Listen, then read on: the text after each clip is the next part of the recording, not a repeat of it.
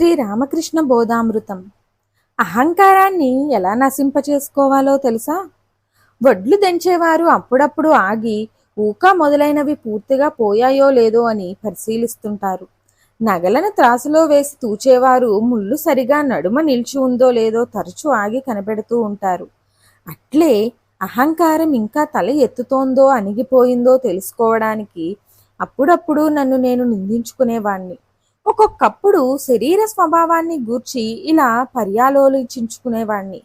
చూడు, ఈ శరీరం ఎలాంటిదో, మాంసంతోనూ ఎముకలతోనూ కూడుకున్న పంజరం కాక మరేమిటి? ఇందులో నెత్తురు, చీము మొదలైన మలిన పదార్థాలు తప్ప మరేమున్నాయి?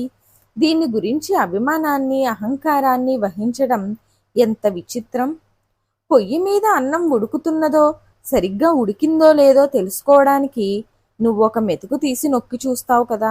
దానివల్ల వెంటనే నీకు పాత్రలోని అన్నమంతా ఉడికింది లేనిది తెలుస్తుంది. అందుకే అన్నపు మెతుకులన్నీ పట్టి చూడనక్కర్లేదు. కొన్ని మెతుకులను పట్టి చూసి అన్నం స్థితిని తెలుసుకునే తీరులోనే ప్రపంచం శాశ్వతమో అశాశ్వతమో, సత్యమో మిథ్యో ప్రపంచంలోని 2-3 విషయాలను పరిశీలించగానే నీకు బోధపడుతుంది. మానవుడు జన్మిస్తున్నాడు, కొంతకాలం జీవిస్తున్నాడు, మరణిస్తున్నాడు. జంతువులు, వృక్షాలు కూడా ఇలాగే పుడుతూ గిడుతున్నాయి. నామరూపాలున్న సమస్తానికి, సూర్యచంద్రాదులకు ఇదే గతి అని వివేచన చేత నీకు తెలుస్తుంది. జగత్తులోని సమస్త వస్తువుల తత్వము ఈ విధంగా నీకు అవగాహనమవుతుంది. ఇలా జగత్తు అశాశ్వతమని, మిథ్య అని నువ్వు గ్రహించగానే దాని పట్ల నీకు మోహం ఉండబోదు.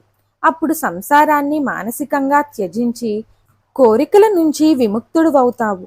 ఇలా విషయ పరిత్యాగం చెయ్యగలిగితే జగత్తుకు ఆధారభూతుడైన పరమాత్ముణ్ణి చూడగలవు. ఈ విధంగా బ్రహ్మ సాక్షాత్కారాన్ని పొందిన వ్యక్తి సర్వజ్ఞుడు కాక మరేమవుతాడు?